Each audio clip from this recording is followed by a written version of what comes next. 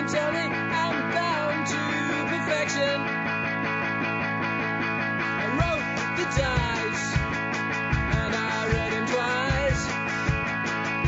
Does something tell me I'm bound to perfection? A 1,000 years and 2,000 years. One girl, can you tell? I'd like to see, like a dynasty. Call it climate change, I call it climate security.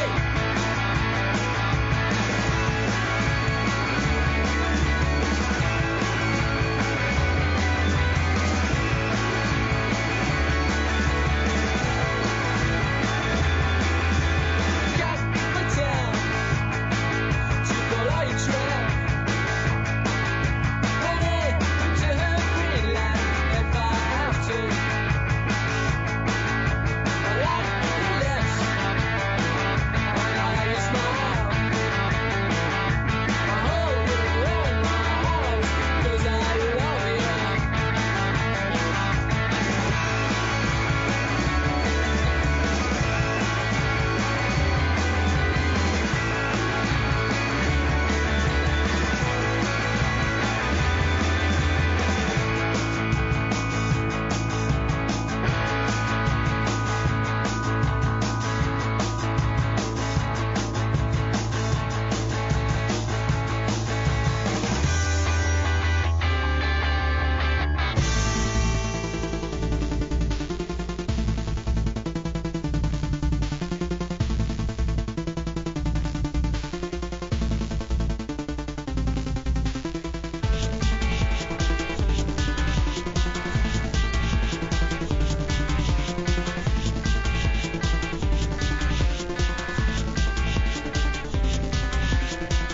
Don't you ever get on your knees? All the people will be laughing at you. Look at us, starting every night. It's revolution when you need it. Don't you ever get on your knees? All the people will be laughing at you. Look at us, starting every night. It's revolution when you need it. Don't you ever get on your knees? All the people will be laughing at you. Don't you ever get down on your knees? Revolution when you need it. Don't you ever get on your knees? All the people will be laughing at you. Look at us, starting every night. It's revolution right here, right now.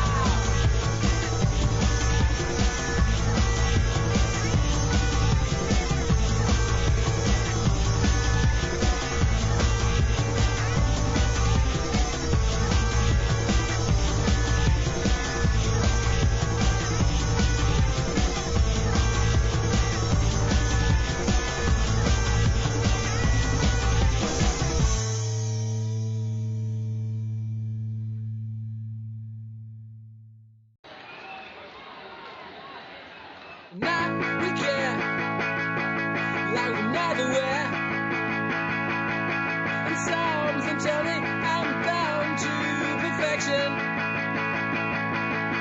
I wrote the dice and I read him twice.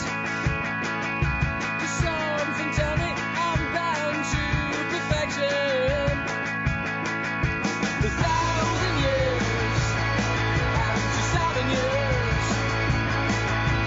One girl, can you tell? I'd like to see,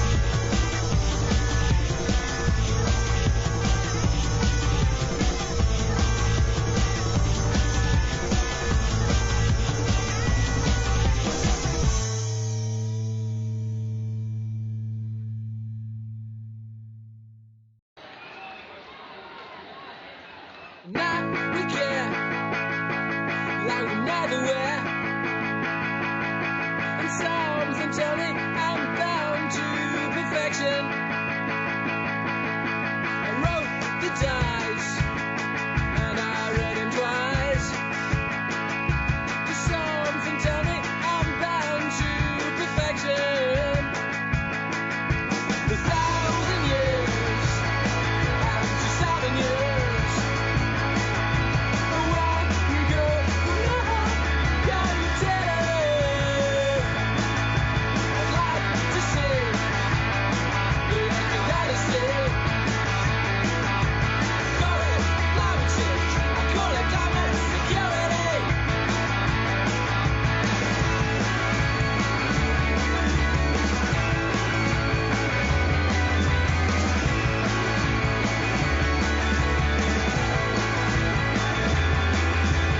Got my town to call all your trap.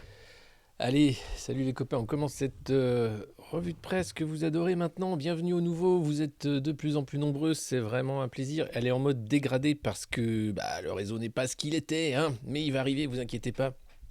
Vous n'êtes pas dans un monde parallèle. Vous êtes. La musique me dérange. Bon, désolé, la musique est finie. On en mettra d'autres. On va beaucoup parler de Nicolas Sarkozy ce matin. Oui, donc vous aurez évidemment des moments particuliers avec le président. Il y a plein de nouveaux ce matin, c'est cool. En tout cas. Hier, on a fait un raid chez Samuel Etienne parce qu'on est plein de bienveillance, on dégouline de gentillesse. Et je voulais savoir ce qui s'était passé. Vous pouvez me débriefer pour ceux qui étaient. Apparemment, le mec était surpris et tout. Oui, bien sûr, je fais l'ordre, bien sûr. Des promesses. Vite ma dose. Quelle indignité.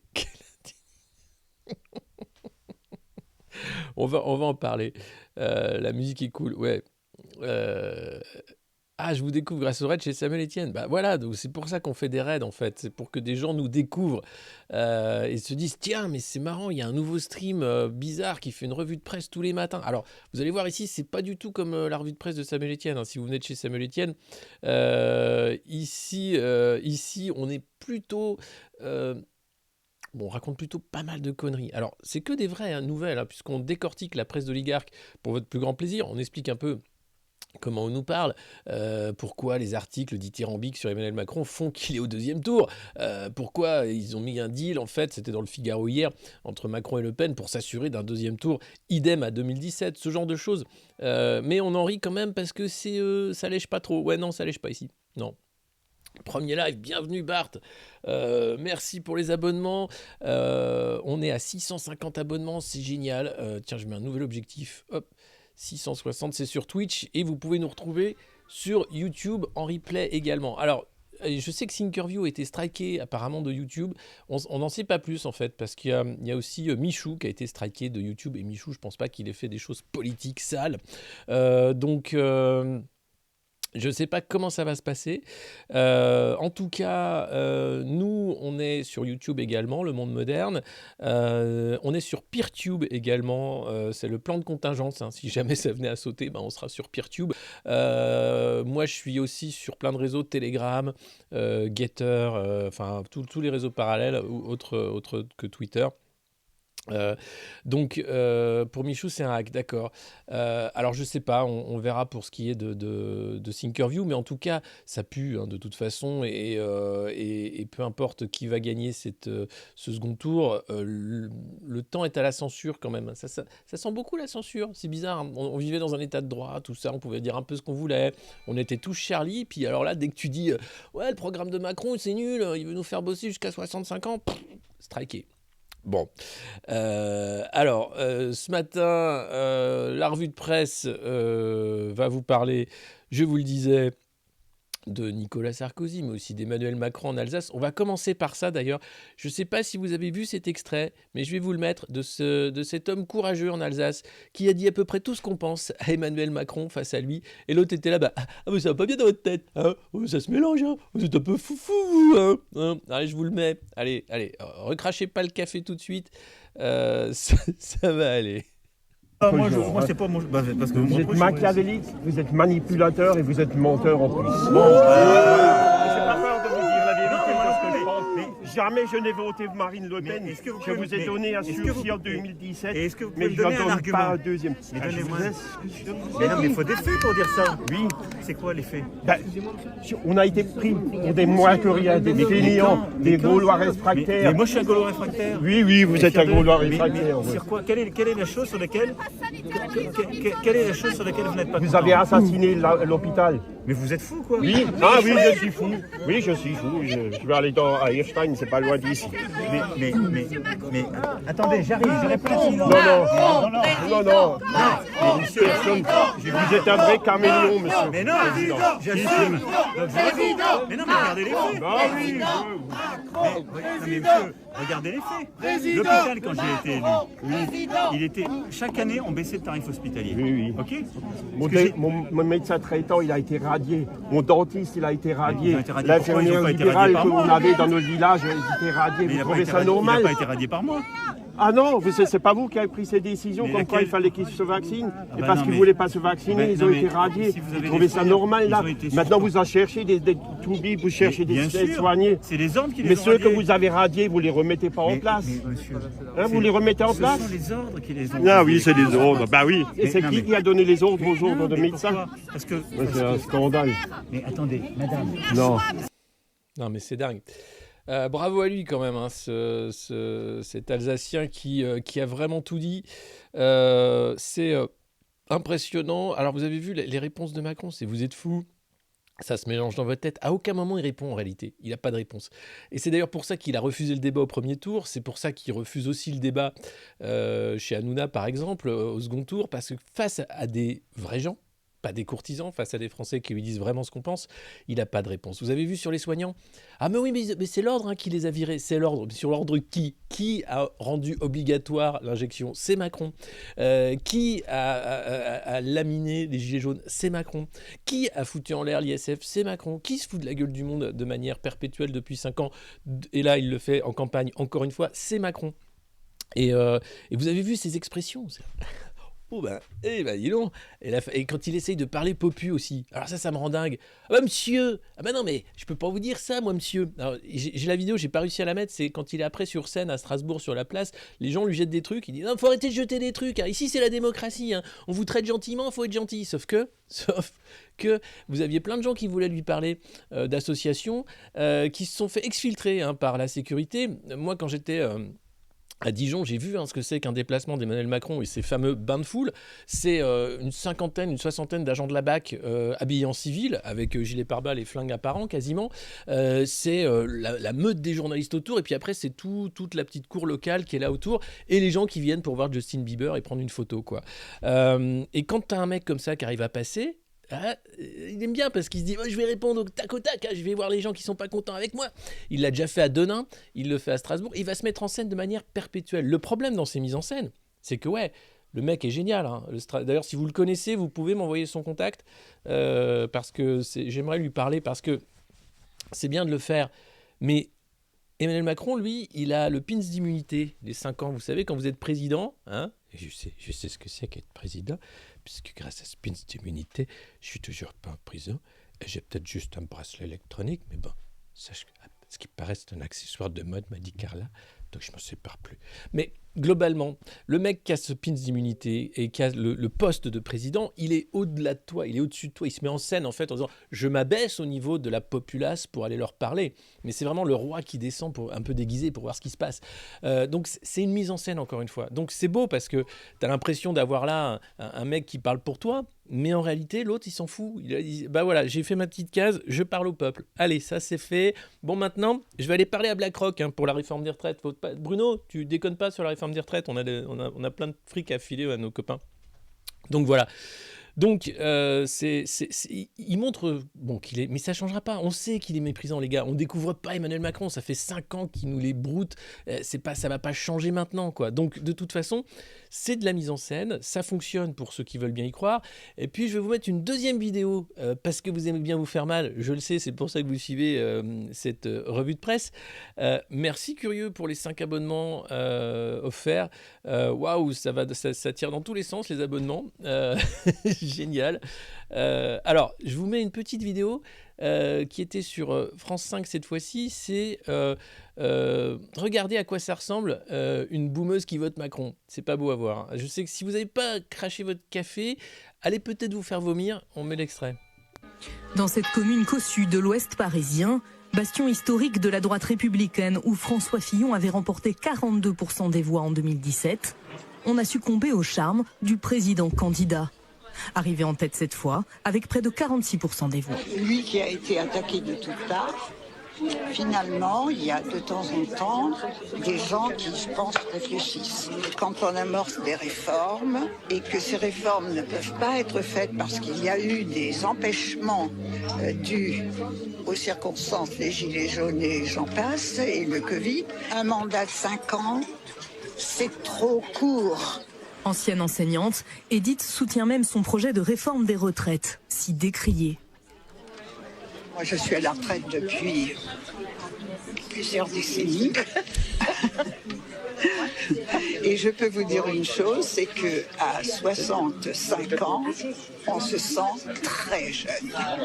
Un peu plus loin, Alors, c'est pas beau ça. Bah, on se sent jeune à 65 ans. La retraitée qui veut te faire trimer jusqu'à ce que t'en crèves pour payer sa retraite. C'est pas beau ça, hein. Je m'en branle, il est bien Macron, je l'aime bien. Mais c'est génial, c'est génial. Alors l'extrait, je l'ai chopé sur Twitter, ça s'appelait C'est dans l'air, connasse. C'est pas moi, c'est le mec qui l'a mis sur Twitter. En plus, elle était prof. Tu te dis, mais qui sont ces gens, quoi? Non mais... non, alors après c'est peut-être une copine de Brigitte ou Brigitte déguisée, hein, tu sais pas, des fois sans maquillage avec une autre perruque, et t'arrives à un truc de dingue en fait. Donc voilà, belle connasse macroniste, hein, comme on les aime. Non, on n'insulte pas, on a dit qu'on n'insultait pas. Elle a le droit de voter Macron, elle a le droit aussi de penser qu'à 65 ans on se sent jeune. Il y en a qui sont morts, hein. À 62 ans beaucoup sont morts, notamment ceux qui font des métiers un peu difficiles. Hein, et du coup, t'as pas le temps de te dire tiens, je me sens jeune à 65 ans. Hein, t'as déjà ton cancer ou ta maladie de Parkinson à 60 ans, tout va bien. Qui est cette... C'est une électrice de... Voilà, oui, voilà, enfin, vous voyez, bon... mais ça s'appelle les boomers, hein, pour certains. Alors attention, parce que j'en ai marre aussi du racisme générationnel. Il y a plein de boomers qui sont super cool, qui sont anards, qui sont de gauche, qui n'en ont rien à foutre, et qui n'aiment pas Macron. Et ceux-là, il faut les respecter. Il faut arrêter de dire les boomers, parce qu'il y en a plein qui sont cool et qui n'en peuvent plus, en fait, d'avoir des mecs qui ont le même âge qu'eux, qui sont aussi cons, en fait. Donc voilà, on les aime, les boomers du monde moderne. C'est les meilleurs, ils sont dans la commu, là, et faites un big up aux boomers du monde moderne. Voilà, mais c'est dans l'air connasse, je trouvais que c'était vachement bien. Non pas à bas les boomers parce que ils sont pas tous... Faut arrêter, parce qu'on peut dire salaud de jeunes, c'est pareil, tu vois. Donc bon, voilà. Voilà, j'ai 71 ans, voilà, regardez, tous les boomers là ils se réveillent, ils disent non mais putain ça suffit les généralités, voilà, donc moi je les aime mes boomers à moi, hein, de la commune du monde moderne, on les respecte et on leur dit merci, voilà. Alors, bon, on va commencer la revue de presse quand même après. Là, je vous ai vidé l'estomac normalement. Donc là, vous êtes prêts pour encaisser encore davantage, hein. Ouais. C'est un peu comme l'entraînement de Rocky Balboa, cette revue de presse. Tu t'essayes d'aller toujours plus loin, tu vois. Tu fais les pompes à une main, tu fais les pompes sans main, tu fais les pompes avec les dents. Et là, tu te dis, allez, deuxième tour, qu'est-ce que je fais? Avec les dents. Avec les dents, tu vas voir. Voilà. Alors, c'est parti. Premier titre génial. Aujourd'hui en France, Le Parisien, titre qui appartient à Bernard Arnault, hein, le sponsor officiel de Brigitte et Emmanuel Macron. Alors, comment Macron veut convaincre les Français? Ben, on les entourloupant, pardi. Ces sportifs qui disent non à Marine Le Pen, qui sont-ils? Alors, il y a un grand appel à faire front contre le Rassemblement national de Marine Le Pen. Des sportifs qui voudraient bien que les Jeux Olympiques se passent bien. Alors les Jeux Olympiques, il faut savoir que c'est la foire à la saucisse pour toutes les mesures sécuritaires possibles et imaginables. Déjà, sont dans les tuyaux toutes les startups qui font de la reconnaissance faciale, du contrôle par drone des mouvements de foule. Ça va être en fait un supermarché de la tech de sécurité. C'est ça les JO en back-office. Sinon, c'est Coca-Cola et McDo qui disent « c'est super le sport !» Voilà, bon, c'est ça les JO. C'est beau, c'est l'esprit du sport, c'est machin. Donc eux ils disent non, faudrait bien que les JO se passent bien, faudrait pas qu'on ait Marine Le Pen présidente parce qu'après tout le monde nous dirait mais qu'est-ce que c'est que ce pays où vous avez Marine Le Pen présidente, c'est nul. Donc voilà, ils essayent de s'en tenir à ça. Mais globalement, qui s'en fout en fait, hein? Qui s'en fout de l'appel des sportifs à dire il ne faut pas voter? Alors je comprends, hein. Moi, le problème du vote Le Pen, c'est que tu as plein de Français qui vont se sentir stigmatisés, délit de faciès, etc. C'est compliqué. Déjà que sous Macron, vous aviez la police en roue libre globalement, hein. Hier, par exemple, et c'est pas Marine Le Pen qui est présidente, le responsable du droit au logement s'est fait faire une clé et plaqué au sol, alors que la manifestation était autorisée par les flics de Macron, parce que tout simplement, ils étaient devant le ministère du Logement pour dire que le logement, c'était important, qu'il fallait faire quelque chose pour les milliers de gens mal logés, les millions de gens mal logés, les milliers de gens à la rue. Et donc les flics le plaquent au sol en disant « ta gueule toi ». Et c'est pas Marine Le Pen qui est présidente. Donc on a un petit souci en fait, hein. Défendre la République avec des mecs qui sont comme ça, je dis pas que c'est une vraie défense de la République. Voilà. Donc ça va être très compliqué et ça risque de se compliquer dans les jours qui viennent avec cette campagne qui est de plus en plus pétée. Le soutien de Sarkozy sème la zizanie chez les LR. Ah bah oui, j'ai donné tout mon soutien à M. Macron, que j'apprécie, qui fait un travail exceptionnel, tout comme M. Poulain d'ailleurs, tous les matins. Mais ça suffit. Aujourd'hui, l'heure est grave. Alors, je ne sais pas si vous avez vu le texte de Nicolas Sarkozy hier, qui appelle au soutien d'Emmanuel Macron. En gros, il dit, bon, le mec est une pipe, hein, comme moi et Hollande, mais c'est la seule pipe qu'on ait, donc soutenez-le à fond, parce qu'il faut se faire mal. Pourquoi? Et si on se faisait du bien? Alors, avec Le Pen, c'est pas sûr qu'on se fasse du bien non plus. C'est ça le problème, en fait. C'est que tu mets le français, tu dis, tiens, choisis. On t'arrache un œil, on t'arrache un bras, et maintenant, qu'est-ce que tu fais? Ça va être compliqué. Alors, le problème, c'est que chez LR, certains parlent de trahison, alors que d'autres comprennent cette nécessité. Il y a eu un deal qui est en train d'être fait. Alors, ils ont démenti, hein, mais entre Vors, Darmanin, Sarko, etc., ils sont en train de faire en sorte de créer un nouveau grand parti d'unité nationale, hein, derrière Macron, pour dire l'heure est grave, c'est la guerre en Ukraine, il faut flinguer la retraite des Français, si on ne fait pas un grand parti d'unité, on va s'en prendre plein la gueule avec les oppositions. Donc ils veulent flinguer toutes les oppositions possibles, en fait, en faisant ce blob qui va être le grand parti central, on en parle tout à l'heure. Et Sarko est une cheville ouvrière, hein, avec Wörth de cette entourloupe politique, puisque l'idée c'est de dire il n'y a qu'un parti, hein, un parti unique avec un chef unique. Ça vous rappelle un truc? Ah ouais. Ah, moi j'ai envie allons plus loin. Hein. Appelons La République En Marche le Parti communiste macroniste, le PCM. Ayons un politburo, ayons un comité du peuple où les gens sont élus, mais c'est que des macronistes. Et puis faisons la France à Chine. Hein, ça va être très bien. Alors l'idée derrière, hein, ce que veut faire Nicolas Sarkozy, Franck Louvrier accueille favorablement, hein, l'initiative. C'est le maire de La Baule, il était conseiller de Nicolas Sarkozy. Il faut que l'on aille vers des majorités de coalition avec En Marche. Il se dit choqué par la position du Nini adoptée la veille par les Républicains. Hein, bah oui, puisque certains chez les Républicains ne voteront pas Macron, ils l'ont dit. C'est le cas de Julien Aubert, c'est le cas d'Éric Ciotti, etc. On peut réaliser des choses avec En Marche. On ne va pas rester sur le banc de touche pendant 5 ans. Ah ouais, vous allez faire un beau match, hein, contre les Français, ceci dit.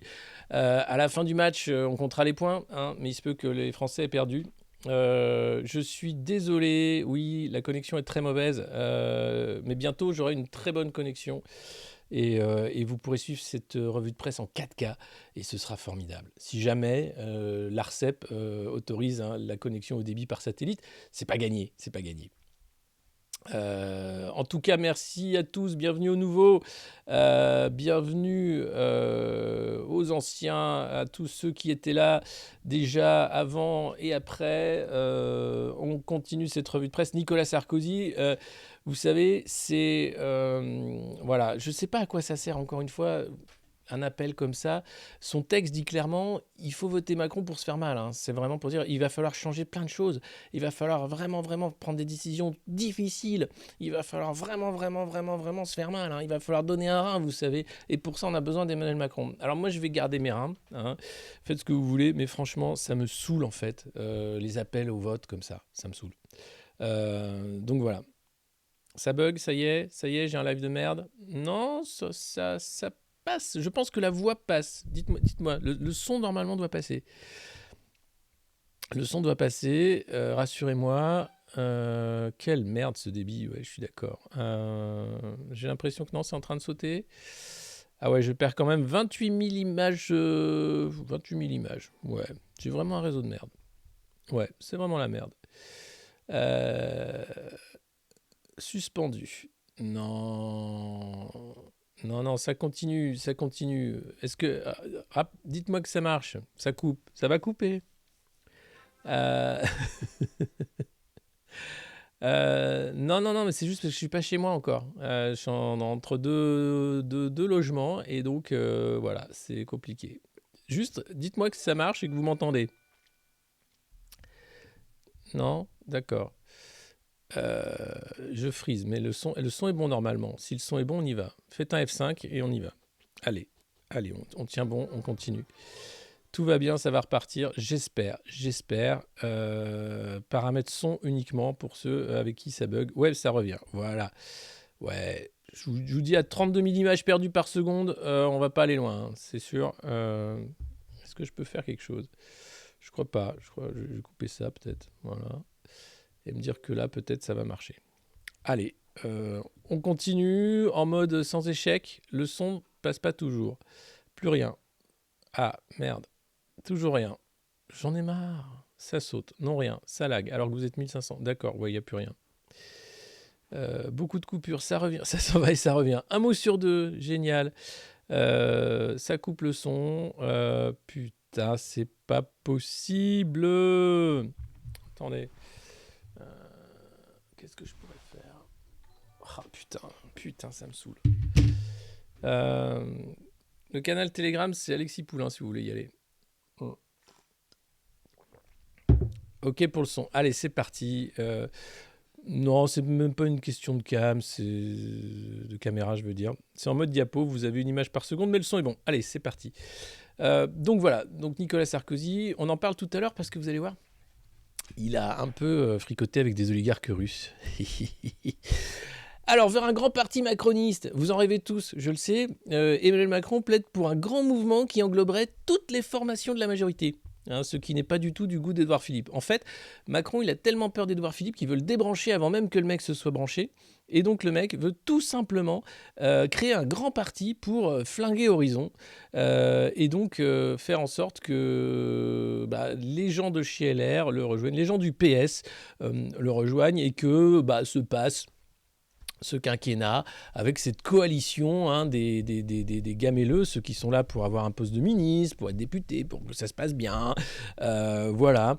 Et résultat des comptes, vous allez avoir droit à un grand parti macroniste. Et si ça c'est pas beau, j'ai envie de dire, mais qu'est-ce que c'est beau, quelle chance on a quand même, hein, ce serait dommage de s'en priver. Alors, pourquoi un grand parti macroniste n'est pas une bonne idée?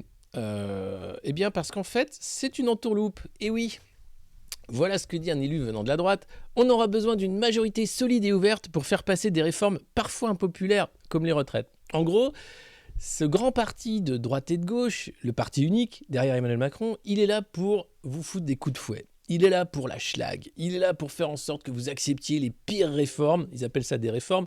En fait, c'est quoi? C'est que personne ne veut le dire, mais à l'issue des élections, le programme d'Emmanuel Macron, c'est l'austérité. Une cure d'austérité, écrite d'ailleurs par l'Institut Montaigne. Hein. Coucou, Laurent Bigorne, le patron de l'Institut Montaigne qui sniffait beaucoup de coke et qui mettait de la MD dans la boisson de ses collaboratrices pour faire la fête. Et donc, c'est écrit par l'Institut Montaigne. Il va falloir rembourser la dette. Il va falloir limiter les dépenses de l'État parce que Macron l'a promis. Hein, c'est l'Europe qui veut ça, vous inquiétez pas sur les retraites, on en parle tout à l'heure, mais pourquoi faut réformer le système des retraites? Pas parce que ça coûte un bras et que c'est infinançable, c'est tout à fait finançable. Non, parce qu'on a promis à l'Union européenne de réduire et de contrôler les dépenses à l'horizon 2027. Donc les 5 ans qui viennent, de toute façon, seront une cure d'austérité. Ce mot-là n'a pas été prononcé une seule fois dans la campagne. Ah bah monsieur, ça se mélange dans votre tête. Tch, Montjoie Saint-Denis. Tu peux y aller. Hein. C'est le mot-clé, c'est austérité. Qu'est-ce qui va se passer une fois le mec ou la meuf élu? Austérité. c'est-à-dire la SAP des services publics, au cabinet de conseil. On va continuer de façon le même délire, puisque Amélie de Montchalin dit « Oh ben, on a baissé de 15% maintenant l'appel au cabinet de conseil !» 15% alors que tu les as fait exploser à plus de 2000%, mais tu te fous de qui? De toi. Pourquoi? Et ben voilà, c'est comme ça. Donc, répétez ce mot après moi, austérité, c'est ça qui nous attend. Et l'austérité, ça veut dire quoi? Ça veut dire le gel des salaires des fonctionnaires, ça veut dire moins de fonctionnaires, moins de services publics, moins de dépenses publiques, ça veut dire, ça veut dire quoi? Ça veut dire une petite récession aussi qui risque d'arriver. Ça veut dire l'euro, les taux d'intérêt qui vont augmenter, l'inflation aux États-Unis explose, les taux de la Fed commencent à remonter, donc la BCE va faire la même chose puisque la BCE fait que copier la Fed. Et ça va être à peu près ça, c'est ce qu'ils nous promettent. Le grand parti macroniste, c'est donc, comme on dit dans le jargon, une enculerie, une enculade, une arnaque, une esbrouffe, un danger. Un danger pour nos libertés, un danger aussi pour nos services publics. Et donc, c'est ce qu'ils sont en train de créer. Hein. Donc, les Darmanin, Verse, aussi au PS, je pense que ça s'agite un peu. Alors, l'opposition à l'Assemblée, j'espère, mais attention, il en faut du monde pour pouvoir faire une motion de censure, pour pouvoir vraiment compter, être même une majorité. Si vous voulez une opposition crédible à l'Assemblée, il va falloir mettre une majorité de députés, notamment, tiens, par exemple, de l'Avenir en commun, qui n'a pas réussi à aller au second tour. Mais pour ça, il en faut des députés. Il va falloir vraiment se mobiliser si vous voulez ça.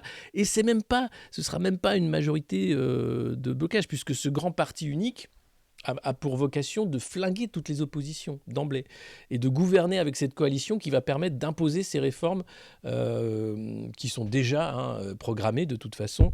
Donc si jamais ça déraille, il faudra trouver une solution pour imposer de toute façon ces réformes à ces comptes français, ces Gaulois réfractaires. Mais j'en suis un, moi, de Gaulois réfractaires. Mais oui, bien sûr, oui. Mais moi aussi, tiens, bonjour à Saint-Denis. Alors, qu'est-ce qui se passe ensuite ? Ah, les 24 milliards d'euros de biens russes confisqués. Eh oui. Alors, attention, on joue sur les mots. En réalité, là, les biens ne sont pas confisqués.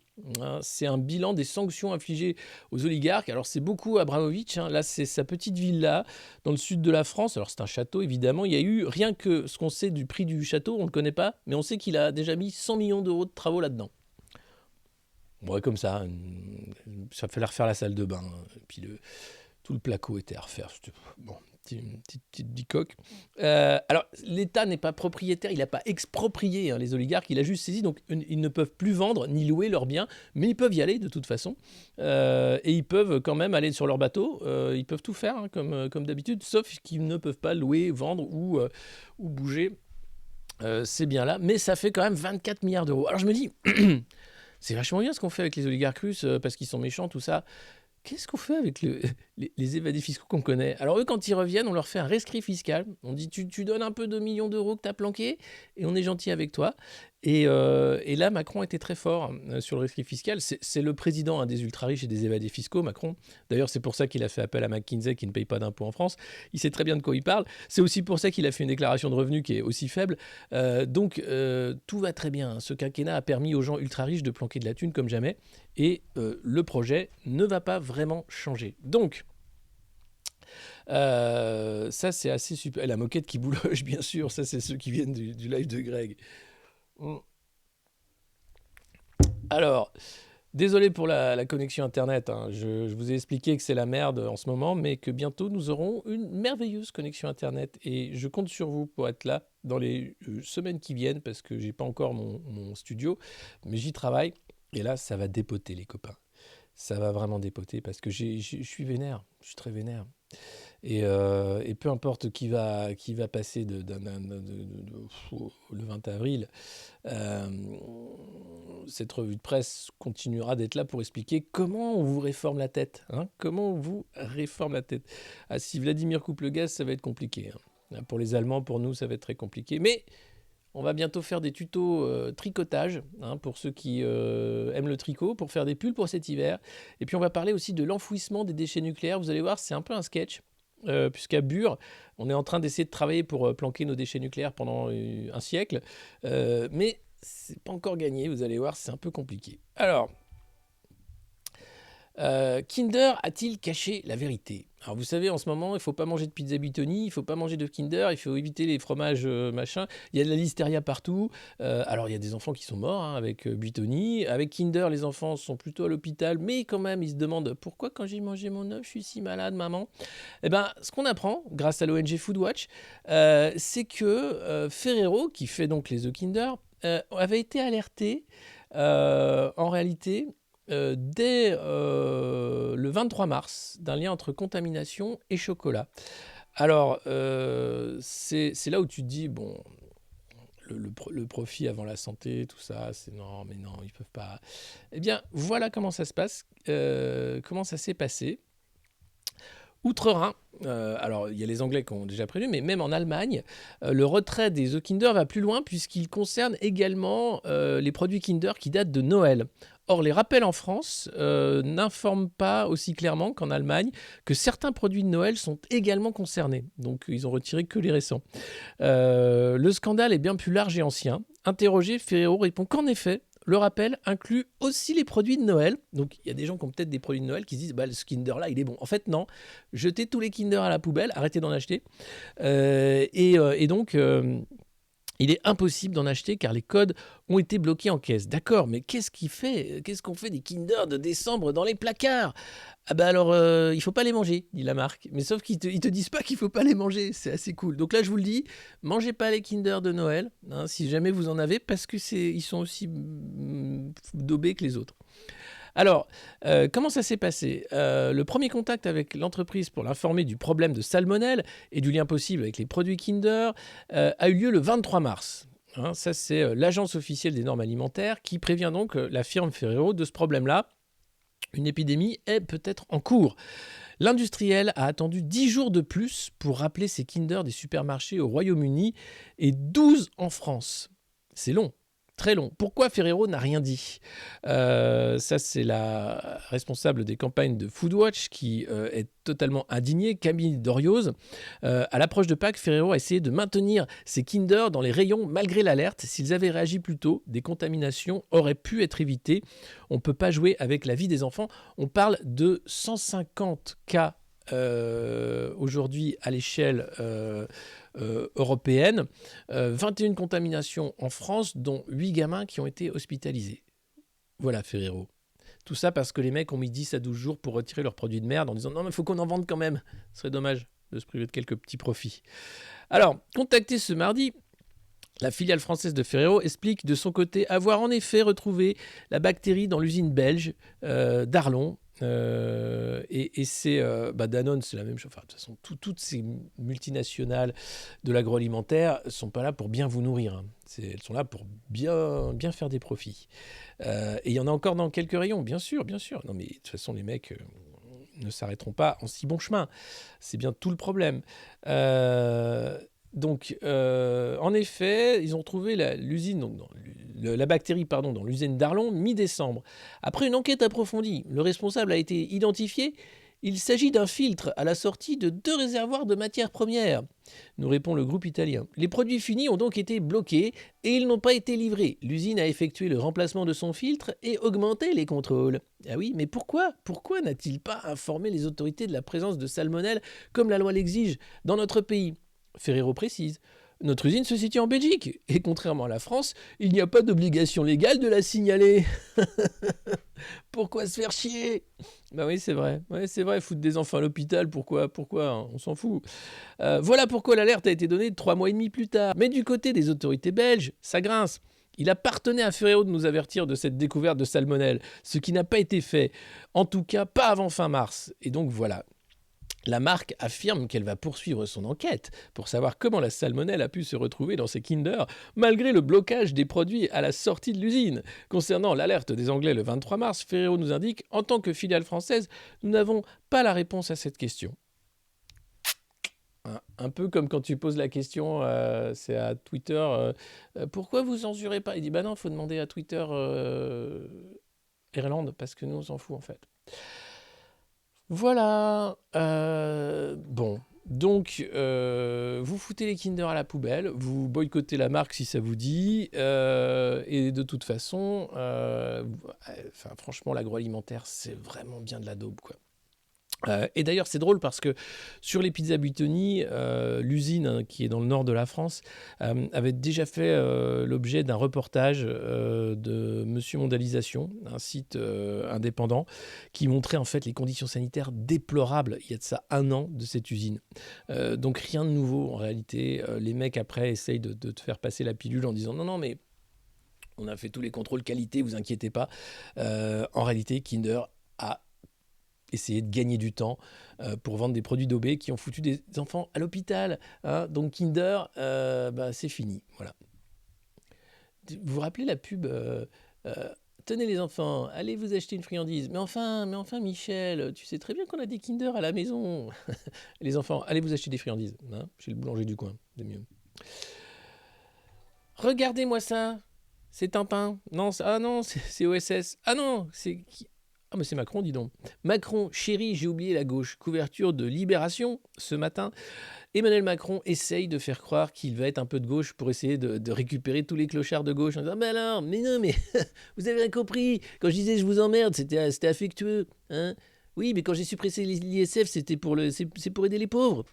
Évidemment, c'est fragile, hein, Bernard Arnault. Vous savez, à son âge, quand il voit la feuille d'impôt arriver, je ne voudrais pas le perdre quand même.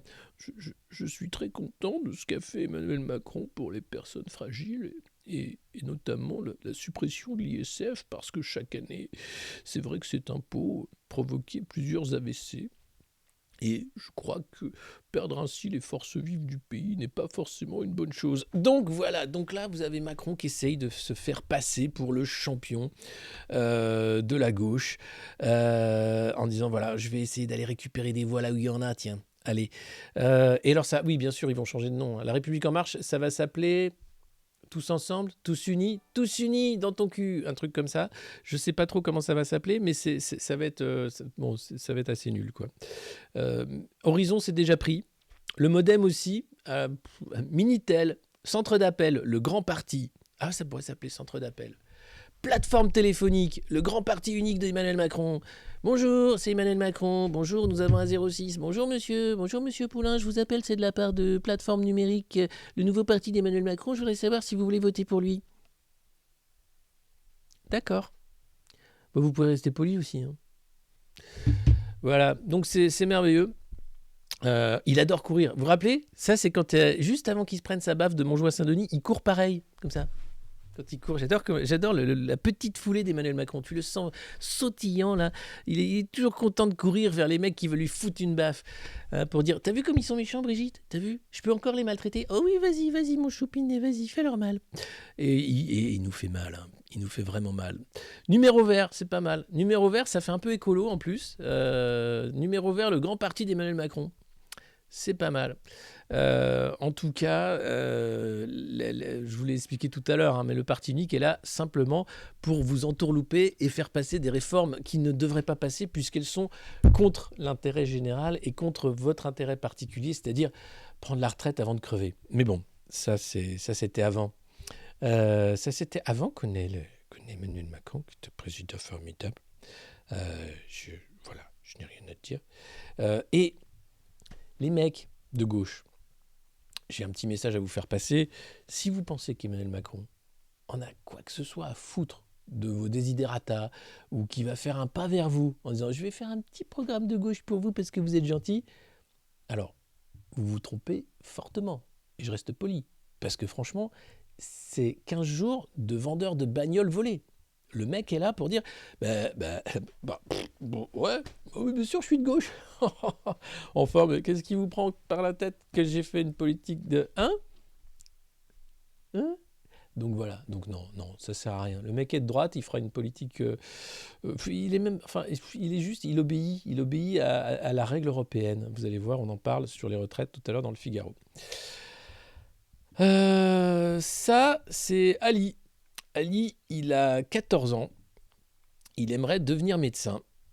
Seulement voilà, à 14 ans, Ali, il est cultivateur de tabac dans la région de Kasungu au Malawi. Et il faut savoir qu'au Malawi, vous avez environ 80 000 enfants mineurs qui sont illégalement employés pour cultiver le tabac, qui est la principale source la principale ressource économique du Malawi, avec des conditions d'hygiène calamiteuses, puisque ce gamin est en train de respirer des pesticides toute la journée, pesticides qui ensuite provoquent des cancers de la trachée, puisqu'ils ne sont pas traités ou soignés, et donc ils sont payés. Alors il faut savoir qu'un kilo, ça vaut 1,20 $, soit 1,10 €. Donc c'est vraiment pas cher. Et ces enfants-là, qui sont payés, vous imaginez, une misère, sont payés simplement plusieurs mois après la vente du tabac. Voilà. Alors, ce qu'il faut savoir, c'est que ce tabac, il ne sert pas du tout à la contrebande ou quoi que ce soit. Non. En 2022, comme chaque début d'année, les enfants du Malawi ont donc intensément travaillé. On parle de 80 000 enfants, mais il faut savoir que selon le Bureau international du travail, le nombre d'enfants qui travaillent, c'est plusieurs millions. 38% des enfants malawites âgés de 5 à 17 ans travaillent. Voilà, et donc vous avez tous les secteurs, le café, la pêche, et alors je ne sais pas si on a les chiffres. Oui, voilà, en 2011, alors c'est un vieux rapport, un rapport de l'Organisation internationale du travail estimait à 1,3 million le nombre d'enfants de moins de 14 ans qui travaillaient pour le secteur du tabac dans le monde. Voilà. Rien que pour le secteur du tabac. Donc imaginez le nombre de millions d'enfants qui travaillent actuellement. Et donc ce tabac malawite, donc il ne sert pas du tout à la contrebande. Non, il est acheté ensuite sur les marchés, dans les villes malawites. Des centaines d'acheteurs viennent, début avril, se disputer la production lors de ventes aux enchères.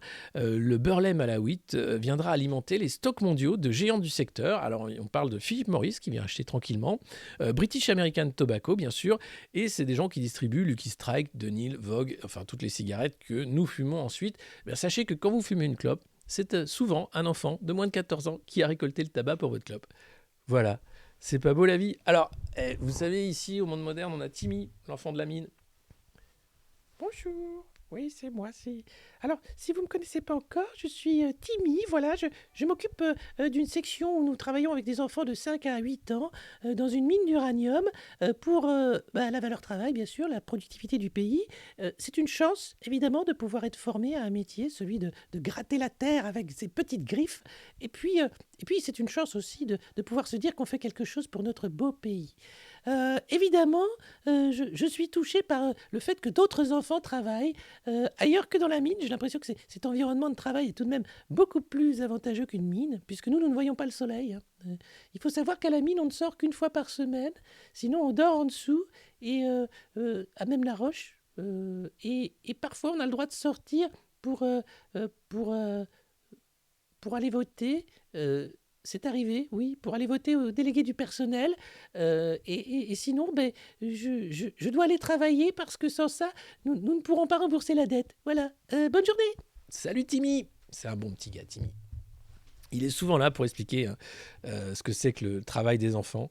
Et c'est un mec en or. Un mec en or. Donc voilà, le travail des enfants, c'est une réalité. Quand vous fumez une clope, pensez à Ali, 14 ans, qui voudrait devenir médecin et qui se crame la vie, le corps avec des pesticides dégueulasses. Tout ça, sous couvert des multinationales du tabac qui disent « Mais oui, on n'aime pas du tout le travail des enfants, on fait tout pour éviter ça. » Vraiment. Après, si vous aussi, vous voulez pas, tout ça, c'est compliqué. Ça, c'est le progrès. Ça, c'est, regardez. Mais c'est Nicolas Sarkozy avec un oligarque russe. Oh, qu'est-ce que c'est que cette histoire de Nicolas Sarkozy avec un oligarque russe qu'on ne vous parle pas dans les médias? Qu'est-ce que c'est que ça? Eh bien, figurez-vous qu'une enquête pour trafic d'influence vient d'être ouverte entre Sarkozy et Sarkisov. Ah ouais, c'est pas une blague. Le mec avec la cravate orange s'appelle Sarkisov et le mec avec la cravate noire s'appelle Sarkozy.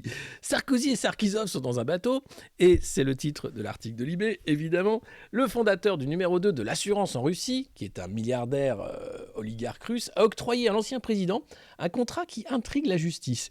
Une enquête préliminaire menée par le parquet national financier est ouverte depuis 2020 et selon la DGSI, l'homme d'affaires aurait eu des activités en liaison avec la criminalité organisée. Aïe. Alors, il faut savoir qu'il y a eu un virement de 500 000 euros qui a été adressé à Sarkozy, qui a attiré l'attention d'une banque qui a saisi le service anti-blanchiment de Bercy. C'est Nicolas, vous savez, c'est le soutien d'Emmanuel Macron. C'est Nicolas Sarkozy. Quelle indignité. Pas sûr, je n'ai rien fait. Franchement, qui peut croire de pareilles fadaises ? Alors, comment ça s'est passé ? Bon. Le signalement Tracfin a braqué le projecteur sur le contrat signé entre l'ancien chef d'État et le réseau Garantia, la société contrôlée par le milliardaire russe et son frère. 3 millions d'euros, c'était le contrat. C'était en juillet 2019 que le groupe d'assurance moscovite a embauché Sarkozy en tant que conseiller spécial et président du comité de conseil stratégique auprès du conseil d'administration. Tiens, c'est cadeau. Bon, alors, qu'est-ce qui s'est passé ? L'ex de l'Élysée, dont les talents d'assureur étaient inconnus jusqu'à aujourd'hui, était alors encensé par les Russes. C'est un excellent négociateur, un excellent avocat. Détaillait le bureau des Sarkisov. Nous sommes très satisfaits des progrès qui ont été réalisés en matière commerciale, grâce à M. Sarkozy. Alors, mais quel conseil donner aux éminents oligarques ont pu valoir à Sarkozy cette série d'adjectifs laudateurs ? Eh bien, le travail de Sarkozy et de son équipe n'aurait relevé que de projets multinationaux majeurs, de nature commerciale, situés hors de France et n'impliquant aucun gouvernement ou agence gouvernementale. Ça va, j'ai rien à me reprocher. Je travaille, moi je fais un travail, monsieur. Je suis bien à mes besoins. Avec de telles formules, on est bien avancé. Impossible d'en savoir plus. Donc, sollicité par Libération, le porte-parole de Nicolas Sarkozy indique seulement que sa mission étant terminée, l'ancien président a quitté le groupe russe à l'automne 2021. On a eu chaud, hein. T'imagines, si là l'affaire tombait que j'étais encore avec les Sarkisov, là. J'ai passé pour un agent des Russes. Comme Fillon, là. L'autre, il a mis du temps à partir. Moi, heureusement, je suis parti tôt. Alors, Nicolas Sarkozy, évidemment, n'a pas souhaité répondre à Libération. En tout cas, ça met tout le monde en difficulté. Les Sarkisov sont proches du Kremlin, évidemment. Les principaux actionnaires de Réseau Garantia sont passés sous le radar des sanctions, cela dit. Donc, voilà. Les autorités russes, elles, ont accepté de coopérer avec le parquet national financier, ont interrogé une série de responsables et d'employés du réseau Garantia. Et les conclusions, c'est circuler, il n'y a rien à voir, tout ça est tout à fait légal. Le consultant Sarkozy a été bien employé, hein, et il a bien bossé pour l'entreprise, et on ne saura pas ce qui s'est passé. Alors, ce qu'il faut savoir, c'est qu'en 2008, AXA, qui était présidé par un proche de Sarkozy, Henri de Castries, patron du Bilderberg, proche de En Marche également, enfin bon bref, le mec, c'est un peu la star, hein. En France, Henri de Castries, c'est le mec qui tient un peu tout. Donc, il a pris pour un chèque de 810 millions d'euros, oui, 37% de Réseau Garantia. Les groupes français et russes créent alors une filiale commune dans l'assurance vie et AXA prête aux frères Sarkisov la somme faramineuse de 1 milliard de dollars qui atterrit dans leur holding chypriote. Qui n'a pas de holding chypriote ? Levez la main ceux qui n'ont pas de holding chypriote. Ah ben voilà, c'est bien ce que je disais. Vous n'avez pas de holding chypriote, ça ne vous empêche pas non plus de vous abonner au Monde Moderne, hein, et de nous suivre sur Patreon. Hein. Il nous faut des chansons. Oui, il nous faut Sarkisov, Sarkozy. AXA est dans tous les bons coups. Hein. Henri de Castres est dans tous les bons coups. Donc, si vous n'avez pas de holding chypriote, vous pouvez quand même devenir oligarque du Monde Moderne, hein, sur patreon.com/le Monde Moderne, n'hésitez pas. Alors, cette affaire n'est pas finie, évidemment. On se rend bien compte, mais qu'est-ce qui s'est passé alors ? Les oligarques ont remboursé le crédit en 2012, mais le milliard leur a donné des ailes. Ce prêt les a boostés, analyse un businessman. Tu m'étonnes. Tu peux me prêter 1 milliard, s'il te plaît ? Non, mais c'est pour acheter des trucs. Pas de problème. Maintenant qu'il n'y a plus Mamie Zinzin, tu te dis, bon, bah, on va aller voir AXA. Hein. Alors, ils ont acquis, bien sûr, le reste de la société russe, etc. Nicolas Sarkozy est-il intervenu entre les groupes russes et français ? Aujourd'hui, les Français détiennent 38,4% de l'assureur russe et viennent de discrètement retirer leur représentant au conseil d'administration de Réseau Garantia. Ce qu'il faut savoir, Nikolai Sarkisov n'est pas inconnu en France. Ce quinquagénaire reste difficile à saisir, malgré sa cravate orange qui permet quand même de le retrouver dans tous les hôtels 8 étoiles de la ville. Notre homme est né dans le Cuba pro-soviétique de la guerre froide, alors que son père, haut fonctionnaire d'origine arménienne, y était affecté. Titulaire de nationalité russe et arménienne, il a acquis récemment le passeport chypriote, d'où la holding chypriote. Et il faut savoir qu'un passeport chypriote, vous avez ce qu'on appelle le carrousel des passeports, vous permet d'être citoyen européen. Donc vous avez beaucoup d'oligarques russes qui avaient acheté des passeports chypriotes pour pas être emmerdés et dire je suis européen comme toi. Voilà. Il suffit de payer en fait.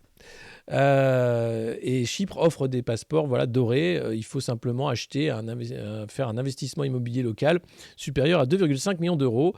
C'était une pratique en cours jusqu'en 2020. Donc voilà, tu mettais 2 millions sur la table, t'achetais un petit truc et hop, ils ont te filé un passeport pour que tu sois citoyen européen.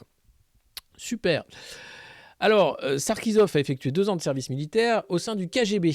Et oui, il faut savoir que la moitié des oligarques, en fait, sont des anciens KGBistes, des gens du renseignement qui ont fait ça. Les services de renseignement intérieur, qui scrutent de près la présence sur le territoire des hommes de Moscou, ont inscrit en tout cas Sarkisov dans leur fichier secret Kristina. Selon un document déclassifié datant de mars 2017, la DGSI a rhabillé l'oligarque pour l'hiver. Elle estime que ce dernier mène des investissements sur le sol français en liaison avec la criminalité organisée. Le futur employeur de Nicolas Sarkozy multiplie les acquisitions immobilières de prestige à Monaco, sur la Côte d'Azur, Courchevel et ailleurs encore. Et l'intéressé a été nommé en janvier 2013 chef de poste consulaire au consulat général de la République d'Arménie à Lyon. Que peut faire un homme d'affaires dont la fortune dépasserait Forbes le milliard d'euros d'un titre de consul, à part profiter d'un passeport diplomatique et d'une éventuelle immunité qui lui serait attachée? Mystère, évidemment l'immunité c'est toujours bien, hein. En tout cas, Sarkisov a été chargé au nom de l'Arménie d'organiser en France des cérémonies pour la fête nationale arménienne ou de venir en aide à ses ressortissants, par exemple en délivrant des papiers d'identité, tout comme son frère Sergueï, consul général à Los Angeles. L'oligarque ne se privait pas de faire des blagues à ce sujet, c'est pratique pour se garer n'importe où, tu m'étonnes. Eh oui, qu'est-ce qu'ils sont mignons. En tout cas, en 2019, le Premier ministre arménien l'a démis de ses fonctions, litige judiciaire impliquant les Sarkisov en Ukraine, dans lequel les oligarques ont finalement été blanchis, mais qui aurait servi de prétexte pour se débarrasser de ce consul gênant. En tout cas, ces gestionnaires d'affaires sont basés à Milan. Lui a été domicilié à l'adresse du consulat d'Arménie à Lyon, puisque l'immeuble qui abrite les services consulaires est sa propriété, et il est désormais logé à Dubaï, comme nombre de milliardaires russes désireux de se mettre à l'abri. L'homme coche d'ailleurs les mêmes cases que la plupart des oligarques. Belle jeune femme, mannequin ou présentatrice de télé, la dernière, Ilona, diffuse tous les jours à ses 620 000 followers sur Instagram des photos d'elle en vêtements chics et chers, ses voyages en jet privé, coupe champagne à la main, vacances aux Maldives, etc. etc. Et puis, des propriétés immobilières, bien sûr, 600 mètres carrés avenue Foch à Paris, Villa à Saint-Tropez, une propriété viticole à Ramatuelle, une demeure à Cap d'Aille, juste à côté de Monaco, des appartements à Cannes, ainsi que le château Saint-Aimé du Var, connu pour être apparu dans l'un des films de la série Le Gendarme de Saint-Tropez. Merveilleux. Il a évidemment un yacht, 25 mètres seulement. Tout petit yacht. En tout cas, à Courchevel, et il est parfois surnommé Courchevelovo par sa riche clientèle russe. Ben oui, puisqu'il n'y a que des Russes à Courchevel, il faut le savoir, enfin quasiment. Hein. Lui, il est propriétaire de beaucoup de chalets pour ses loisirs personnels ou à titre d'investissement. Et il n'y a pas que des amis. Un litige, en fait, existe entre lui et son ancien associé, un homme d'affaires corse vivant en Suisse, François-Xavier Souzini. Là, tu sens le... Ah oui, ça commence à devenir intéressant, dites-moi. Alors, ils avaient construit des chalets de luxe, tout ça, et puis bon, ça s'est mal passé. Notamment un beau palace de 2700 mètres carrés au cœur de Courchevel qui n'a jamais été terminé, et des entrepreneurs qui attendent toujours le règlement de la facture. Plusieurs millions d'euros de factures impayées. Pas grave. En tout cas, voilà, ça c'est l'ancien employeur de Nicolas Sarkozy qui, évidemment, n'a rien à se reprocher. Voilà, c'est tout simple. C'est tout simple, je rends des services. Je vois pas quel est le problème d'aller faire du ski à Courchevel avec des amis russes. Voilà. Et il est possible que Sarkisov, évidemment, ait fricoté avec Benalla. Ouais, 25 mètres, c'est petit. Hein. C'est très, très petit. À 25 mètres, autant pas avoir un yacht. Hein. Autant avoir un canoë. Non, franchement, à moins de 30 mètres, ça joue pas. Hein. Voilà, Nicolas, soutien d'Emmanuel Macron, hein, qui a pris des bonnes mallettes, des bons honoraires en tant qu'avocat, puisqu'il a des compétences exceptionnelles, de la part des Sarkisov. C'est beau l'argent magique. Hein. Pourquoi ça n'arrive pas aux autres ? Alors, nous sommes totalement déterminés à faire cette réforme des retraites pour sauver le régime de retraite par répartition qui aujourd'hui est déficitaire. Merci Bruno. C'est Bruno Le Maire qui vous explique doctement qu'il va falloir se serrer la ceinture parce qu'il faut sauver le régime des retraites. Enfin, il faut surtout sauver les retraites actuelles, puisque vous n'en aurez pas. Mais bon, si jamais les retraites actuelles pètent, c'en est fini. Hein. Ça va très mal se passer. Alors, voilà. Qu'est-ce qui se passe ? Une réforme nécessaire face aux besoins de financement. Nous sommes dans le Figaro. Qu'est-ce que ça veut dire ? Je vous lis l'article rapidement, vous allez vite comprendre l'entourloupe. Tous ceux qui vous disent qu'on peut maintenir les choses comme elles sont mentent. Ce système est déficitaire, il le sera pendant plusieurs années. C'est la réalité démographique, déclarait Emmanuel Macron le 4 avril sur France Inter. Et oui, la situation semble en effet intenable pour la France qui affiche les durées de retraite les plus élevées de l'OCDE. Résultat combiné d'un âge de sortie du marché du travail parmi les plus précoces et d'une espérance de vie parmi les plus élevées. Il fait bon vivre en France et ça fait chier les marchés. Et dites donc les Français, oui, pourquoi vous partez à la retraite tôt et que vous vivez longtemps ? Parce qu'on est bien, on a un beau pays, on a le cognac de 14 heures, on prend le temps de manger à midi, on bosse pas trop, on avait les 35 heures, on avait un beau système de santé avant que Macron et sa clique et Roselyne Bachelot et Jean Castex et Marisol Touraine et tout ça, ils arrivent. Donc globalement, on vit bien et on n'en a rien à foutre de bosser pour des profits de merde. Ah mais il faut des profits, il faut des emplois pour la retraite. Mais madame, mais vous vous rendez pas compte ? Oh, puis à 65 ans, on se sent jeune, nous dira l'électrice macroniste. Hein ? Coucou.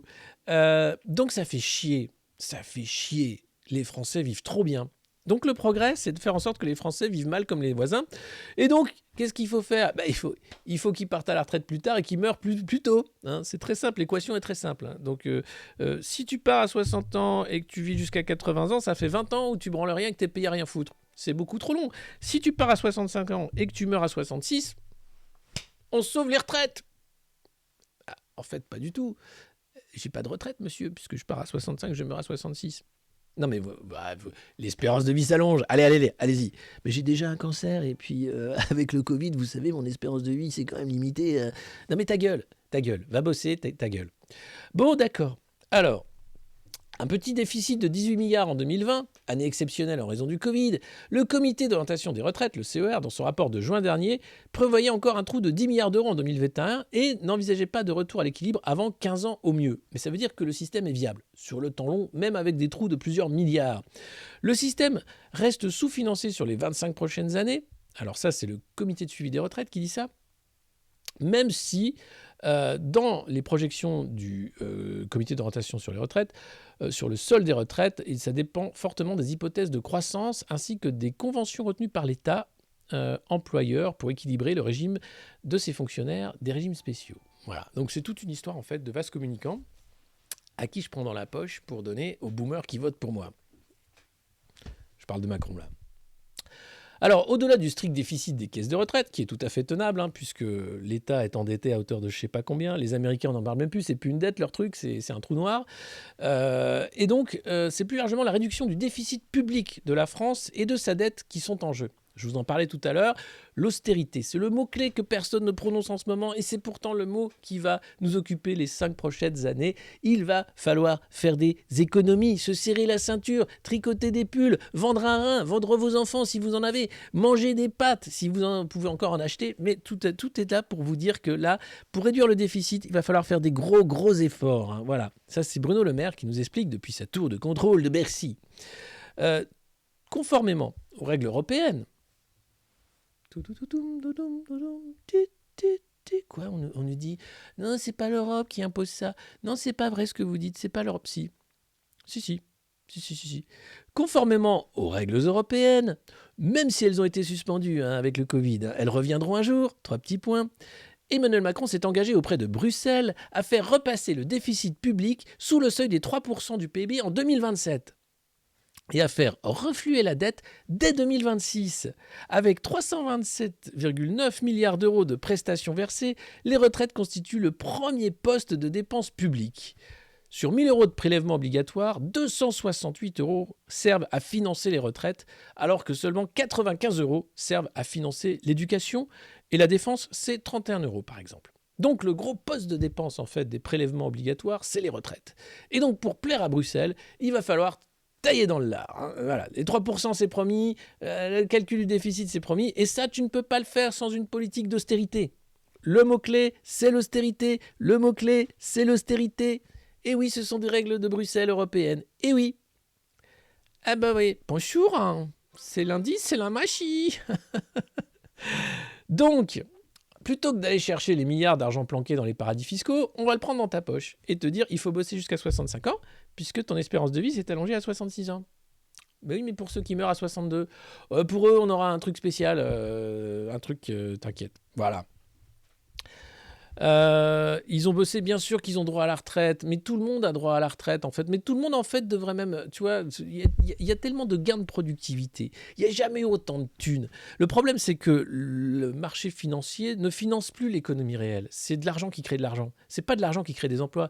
Donc toute cette histoire de dire que les oligarques comme Bernard Arnault sont des champions de l'emploi en France, c'est bidon. Ils ne créent pas beaucoup d'emplois par rapport à ce qu'ils pourraient faire si réellement l'argent créé était investi dans des capacités de production. Or, ce n'est pas le cas puisqu'on peut faire de la productivité de manière incroyable. Elon Musk est en train de travailler pour faire des androïdes qui vont remplacer carrément les humains dans ses usines. Donc de toute façon, on a affaire, c'est ce qui s'appelle le rift schumpeterien, la destruction d'emplois va plus vite que la création d'emplois. On est en plein là-dedans. Comment faire ? Le revenu minimum. Alors on nous parle par exemple de minima sociaux à la source, le revenu universel, c'est-à-dire qu'on va payer les gens qui vont être plus ou moins tous un peu clochards, en disant c'est pas grave, c'est tes clochards financés par l'État, maintenant attention, il faut faire tout ce qu'on te dit, marche à cloche-pied, pince-toi le nez, fais-toi de sa 5e dose, dis merci Macron, sinon on t'enlève tes aides. Ça peut être un truc comme ça, c'est moche. Pour le moment, on parle des retraites, donc le candidat Macron a expliqué que le relèvement de l'âge de départ à la retraite était nécessaire pour protéger nos retraites actuelles et futures, sans augmenter les impôts. Ouais. Cet argument apporté auprès de l'électorat retraité, qui a massivement voté pour Emmanuel Macron. Ouais, mais vous avez vu la connasse. Ah bah ouais, à 65 ans, on est jeune, on se sent jeune. Ouais. Ah oui. Ah oui, il a une belle énergie. Oui. Alors, en théorie, les retraites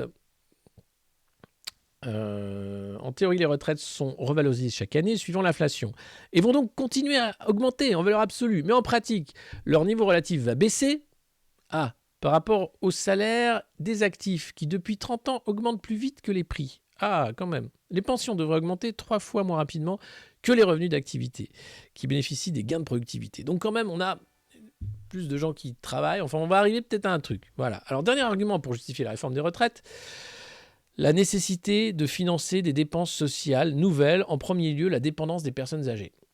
Ah oui, parce que toute la thune publique qu'on mettait dans les EHPAD a servi à enrichir les propriétaires d'EHPAD. Pas vraiment à recruter des soignants, enfin on l'a vu. Tiens mamie, une cacahuète en plastique. L'avale pas tout droit parce que... Ouais, non, mets-lui les doigts dans la bouche là. Voilà, non mais c'est... Alors, la dépendance des personnes âgées. Il faut faire une réforme des retraites parce qu'on vit plus longtemps. Et qu'il faut payer l'autonomie, les gens qui vieillissent, et qu'il faut accompagner. Et ça coûte très cher. Ça, c'est Gérald Darmanin qui dit ça. Gérald Darmanin. Il faut payer les... Ouais. Oui, bien sûr. Alors, donc, dans un système contributif, les cotisations retraite, qui sont une forme de salaire différé, doivent financer les retraites et pas autre chose. On ne pourra pas à la fois réduire le déficit public, empêcher la baisse relative des pensions et financer des dépenses nouvelles. C'est au-delà de 65 ans qu'il faut aller. Bien au-delà. Eh oui. Bon... si la réforme est inéluctable, nous dit le Figaro, il faut être clair sur l'objectif. La faire accepter des Français. Moi, je n'accepte pas. Voilà. Je pense que c'est bidon, je pense que c'est débile, je pense qu'on peut aller chercher l'argent là où il est. On l'a fait avec les oligarques russes, donc c'est pas la peine de nous faire croire qu'il va falloir donner un rein pour avoir une retraite. On sait très bien qu'on n'en aura pas, c'est une vaste blague. Donc rends l'argent, hein. On va le chercher au moins. Bruno, fais ton boulot, Bruno le rebond. Va chercher l'argent. Et puis bon, on a eu évidemment le Rivotril, on a eu des petits moyens de réduire, mais voilà. C'est quand même assez foireux tout ça, hein. Ouais. C'est beau la France, c'est beau, c'est un beau pays. On avait le meilleur système de santé du monde avant qu'on découvre qu'on avait un système de santé proche du tiers-monde. Il suffit d'aller chercher le fric là où il est en fait. Mais comme ces mecs-là sont élus pour pas aller chercher le fric, ça risque pas d'arriver. Sauf si vous mettez une autre majorité au Parlement par exemple. Merci à tous les nouveaux, dites donc, mais il y a un monde fou. Salut les nouveaux, salut. J'espère que ça vous plaît pour ceux qui arrivent pour la première fois sur cette revue de presse du monde moderne, en mode dégradé bien sûr. Qu'est-ce qu'il y a sur le chat? Dites-moi, on me dit si on t'est dans le gras. Red Davduf, oui, mais j'ai pas fini encore. Attendez, je vais pas arrêter alors que cette revue de presse n'est pas finie. L'OMS qui est en train de mettre en place un nouveau traité. C'est quoi? Ah oui, les mesures de pandémie au-dessus des États, bien sûr. Mais qui nous raide? C'est Davduf qui nous raide? C'est ça? Je comprends. Allô? Le chat. Mais quoi le chat? Dites-moi, inverse, c'est quoi? C'est Davduf qui nous raide. Ah, on arrive du poste. Salut les amis. Salut les amis de Au Poste. Si vous ne connaissez pas, allez vous abonner chez Au Poste, David Dufresne, qui lui aussi, je crois que c'est tous les matins aussi. Enfin, il a plus de streams. Il a aussi surtout beaucoup d'invités exceptionnel. La dernière, je crois que c'était une députée macroniste réformée qui expliquait comment ça se passait. Et donc, salut les hauts postes, on adore le boulot. Merci du raid. On vous raid dès qu'on peut aussi. En tout cas, c'est vraiment chouette. Il y a un monde fou là, du coup. Faire un live au sujet du handicap. Oui, Claudia, on peut le faire parce que c'est encore un des thèmes qui a été un peu maltraité dans la campagne, hein. On s'est moqué des malentendants. Macron a réduit son action à rendre les appareils auditifs remboursés. Enfin bref. En réalité, ça va pas très loin et le handicap a été encore une fois oublié. C'est la police! J'ai voté Macron, je vote Macron au second tour, je fais Front Républicain, monsieur l'agent. Ah, vous votez Le Pen, vous? Ah bon, d'accord. Alors, je sais pas, mais c'est pas grave, c'est pas moi, je suis pas gauchiste, putain. Voilà, ça va mal se passer. Alors, c'est la revue de presse. Oui, c'est en même temps, mais c'est bien parce qu'il y a des rediffs. De toute façon, nous, on est sur YouTube. Et salut au poste, merci du raid. Alors... et bienvenue au nouveau. J'espère que ça vous plaît. Alors je voulais vous parler, nous on parle un peu aussi écologie, on parle un peu de tout. Là en l'occurrence c'est le projet d'enfouissement à Bure. Je ne sais pas si vous connaissez ce magnifique projet. L'idée étant très simple, c'est les déchets nucléaires, ça dure très très très longtemps. Et on ne sait pas trop quoi en faire. Donc, on les fout dans le sol. Alors, on trouve un sol où on peut creuser, globalement, et puis on planque le truc, et on dit on attend une centaine d'années. Alors, ça s'appelle le projet CIGEO, stockage qui doit durer plus d'un siècle. En 2050, c'est le début du confinement des déchets radioactifs sur le site CIGEO, donc c'est à Bure, pour une fermeture définitive en 2150. Bon. Alors, ça veut dire qu'on va construire des nouvelles centrales, qu'on va avoir encore plus de déchets, etc. Et le projet CIGEO vise à enfouir à 500 mètres sous terre 85 000 mètres cubes de déchets les plus radioactifs de France. Disons ceux qui ont une durée de vie très longue. Selon l'Agence nationale pour la gestion des déchets radioactifs, l'ANDRA, qui pilote ce projet, 50% de ces déchets existent déjà. Alors, en attendant de les mettre là, dans les entrailles argileuses de la Meuse, elles sont entreposées à l'usine de retraitement de La Hague, où ça fuit un peu. C'est un peu les Simpsons, là-bas, t'as les poissons avec 3 yeux et tout. Mais globalement, ça se passe bien. Et à Marcoule, dans le Gard, où ça se passe super bien aussi. Une récente étude réalisée à la demande du gouvernement indique toutefois qu'il n'est pas identifié à ce stade d'éléments rédhibitoires à l'éventuel entreposage à Bure des déchets qui pourraient être produits par 6 EPR supplémentaires. En gros, on ne sait pas si on aura la place pour foutre tous les déchets. Mais comme c'est dans 50 ans, au mieux 2050, enfin 30 ans, et que on parle de 2150 pour aller voir si éventuellement ça a marché ou si ça a fui, en gros, on s'en fout. Tiens, les générations futures, tiens, démerde-toi. C'est propre, on avait dit, l'énergie nucléaire. C'est propre, mais j'ai un troisième bras qui pousse quand même, grand-père. Ah bah non mais... Ça c'est bien, tu vois, avec ce troisième bras, tu vas pouvoir et regarder Snapchat et TikTok en même temps. Et faire tes devoirs. C'est merveilleux. Ça s'appelle l'évolution, Timmy. C'est l'évolution. Timmy qui bosse dans une mine d'uranium. Alors, ce site est en théorie capable d'en accueillir davantage. Bon, le problème, c'est que c'est lancé depuis des décennies. Il y a eu bien sûr des opposants locaux qui s'inquiètent des risques d'incendie, de déversement de matières radioactives dans le sous-sol, une fois le tombeau nucléaire scellé pour une centaine d'années. Alors, des éléments vont rester radioactifs pendant très longtemps, et pourtant en décembre, dernier avis favorable de la commission d'enquête publique. Nous sommes désormais dans l'attente de la déclaration d'utilité publique qui doit être validée par le gouvernement. Bah parfait. Alors, qu'est-ce qui se passe ? Alors, le problème, c'est qu'il y a des négociations actuellement et qu'il n'y a que 80% du terrain nécessaire qui est déjà acquis. Il va falloir exproprier des gens qui ne sont pas d'accord. La DUP ne permet pas d'avoir une autorisation de construction. Donc, ça coince. Donc, les premiers colis de déchets nucléaires ne sont pas prêts d'arriver à Bure. Ça continue de discuter. Et de toute façon, le décret d'autorisation ne sera pas délivré par le gouvernement avant 2025-2027.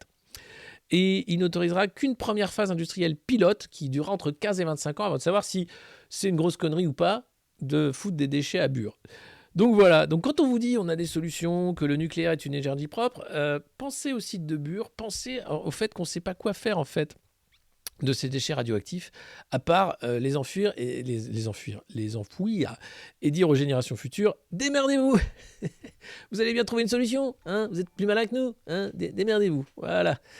Donc ça va être assez chouette. Tu fais un gros trou et puis ouais, imagine, les mecs vont oublier dans 1000 ans. Bon, si on sait encore lire et écrire, si on ressemble encore à des humains ou quoi, les mecs, c'est quoi le truc qui est fermé là ? Je sais pas, vas-y, ouvre. Ouais, ça peut être très rigolo. Donc de toute façon, c'est assez drôle. On peut vraiment se marrer. C'est formidable. C'est l'humain. C'est une petite matière extrêmement comique qui a des idées sur tout, qui a des solutions à tout qui n'en sont pas, tu vois. Mais c'est assez génial. Alors ça c'est la chef de l'OMC. Mais ça, c'est l'inflation. C'est le taux d'inflation mensuel aux États-Unis. Bon, il n'est qu'à 8,5%, me direz-vous, c'est rien. Non, c'est énorme. La Fed est en train de remonter les taux. Il faut savoir que chaque taux qui augmente, 1% de plus de taux directeur, c'est plusieurs milliards de dettes en plus pour nous, les Français. Donc ils sont en train d'augmenter les taux gentiment en disant on n'est qu'à la moitié du pic, ça va, faut aller jusqu'au milieu de l'année et puis ensuite normalement on devrait redescendre. Bon, ça devait redescendre au bout de 3 mois, c'est pété aussi. Et puis ça, alors elle, c'est la patronne de l'Organisation mondiale du commerce qui explique quand même, je vous le mets, voilà. Ngozi Okonjo-Iweala, directrice générale de l'OMC, il est désormais clair que le double coup dur de la pandémie et de la guerre a perturbé les chaînes d'approvisionnement et accru les pressions inflationnistes. Bon, si tu le dis. Donc l'inflation, elle a pour durer, les pénuries vont sans doute pas tarder à se pointer, et c'est Macron qu'il faudrait réélire parce que lui, il a la solution à tout. Comme le dit Nicolas Sarkozy, il faut tout changer, et puis surtout, il va falloir prendre des décisions courageuses et difficiles. Voilà. Franchement, c'est quand même un truc de dingue. J'ai pas vu, il y a une campagne d'affichage dans le métro pour les AVC des enfants, mais c'est merveilleux ça. C'est de mieux en mieux. Bon, en tout cas, le pain à 8 €, c'est pour bientôt. On a déjà eu l'essence à plus de 2 €. Mais tout ça, c'est normal. Tout va bien. Ça s'appelle le capitalisme. Non, il faut surtout pas être anticapitaliste. Non, il n'y a pas d'alternative. L'alternative, c'est tu donnes un rein et c'est tout. Et tu vas travailler à la mine comme Timmy, qui fait un super boulot. Et je salue les enfants de la mine, d'ailleurs, sans qui cette revue de presse serait impossible. Je salue aussi tous les nouveaux qui sont arrivés ce matin, qui ne nous connaissaient pas, les nouveaux abonnés, et vous êtes nombreux, on est bientôt 680 abonnés ici, les sponsors oligarques du monde moderne sur patreon.com/le monde moderne, où vous pouvez vous abonner mensuellement et recevoir votre hoodie Le Monde Moderne pour aller ensuite en Black Bloc ou ailleurs. Et puis tous qui fait un boulot incroyable de bouche à oreille pour faire de cette revue de presse un rendez-vous incontournable de la journée politique et médiatique, parce qu'il y en a ras-le-bol des chaînes d'infos continues, je suis bien d'accord avec vous, Madame Michel. En tout cas, votez qui vous voulez. Je vois qu'il y a des zélotes qui sont en train de faire du prosélytisme dans le chat. Vous savez, la réalité, c'est qu'après le 20 avril, ça ne fait que commencer. Peu importe qui sort des urnes, la réalité, c'est que cette cure d'austérité nous sera imposée. Peu importe si c'est Marine ou Macron. Les deux devront obéir au marché, sans quoi la France sera la Grèce et le FMI, la Troïka, va nous tomber sur la gueule en disant « Dans les Français, ça mange de la feta salakis par ici. Ah bah c'est fini. Allez, fini les retraites. Non, fini le chômage. Fini l'Orchestre National de Radio France. Fini, dis donc tout ça. Allez, tu rembourses. Donc, Madame Maud, pas de problème, Madame Maud Mézières, il n'y a aucun problème à tous. Je suis oligarque, merci les oligarques, ils sont là, ils nous regardent chaque matin. Donc oui, après le 20 avril, de toute façon, ça ne fait que commencer. Il va falloir une majorité, ou au moins un parlement, une France ingouvernable, quelque chose qui fait que ce plan austéritaire ne peut pas nous tomber sur la gueule comme les Grecs, parce que de toute façon... Comment on fait ? Le pouvoir n'est pas à l'Élysée. Le pouvoir, il est un peu à Bruxelles, beaucoup à Francfort, beaucoup bien sûr à Washington. Il est partout dans les salles de marché. Et là, personne vote pour ces mecs-là. Personne même peut les démettre. Ils font absolument ce qu'ils veulent. Et ils arrivent avec les grands prêtres de la dette qui arrivent qui disent « Il va falloir sacrifier cet enfant pour la dette. » Non, Timmy, t'inquiète pas. Ah oui, non, mais c'était un jeu, hein. Personne n'a été blessé pendant cette scène, ne vous inquiétez pas. Mais néanmoins, c'est vrai que les enfants vont prendre cher, hein. Entre les Kinder qui sont pétés, les politiques de santé publique, n'en parlons pas, mais nous, à la mine, on est relativement protégés puisque nous avons déjà une population pilote pour plusieurs médicaments en phase test, et donc on se sent plutôt bien protégé. Et puis le fait qu'on ne sorte pas aussi nous permet d'éviter d'attraper des microbes. Voilà. Bon, je retourne bosser, hein, ciao. Donc ouais, il va falloir faire quelque chose. La mortalité infantile qui n'a fait qu'augmenter ces 20 dernières années. Alors les mecs se demandaient, mais comment ça se fait ? Mais parce que les cabinets de conseil t'ont dit de faire l'hôpital de flux, parce qu'ils ont flingué les maternités les unes après les autres, parce qu'ils ont fait fermer les services de néonatologie, parce que des mecs, pour le profit, ont flingué la santé publique. Et après, t'as des mecs qui se posent la question, mais pourquoi ça augmente ? Oui, Madame Le Pen, pardon. Mais en même temps, c'est parce que ça fait Marine Macron, donc M&M's, tu vois. Le système et son assurance vie. Personne n'a été blessé pendant cette scène, non, et personne n'a été blessé pendant cette revue de presse. J'espère que vous non plus, même quand vous avez recraché votre café, quand vous avez mis les doigts au fond de votre gorge pour vomir, quand vous avez vu cette mamie macroniste qui dit qu'à 65 ans on se sent jeune, et que c'est bien de faire une putain de réforme des retraites. Hein ? Non ?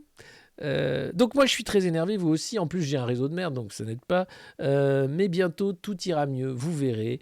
Après l'élection, cette revue de presse va encore avoir des ailes qui lui sortent du dos pour aller vers des sommets d'audience, mais des sommets aussi d'information, des sommets d'humour, des sommets de convivialité, parce que je sais que pour beaucoup d'entre vous elle est un moment essentiel de la journée, et que maintenant ça me fait plaisir de vous retrouver tous les matins. C'est vraiment un plaisir renouvelé chaque matin, même si parfois je suis pas à l'heure, même si parfois ça marche pas, même si parfois c'est vraiment triste l'actualité.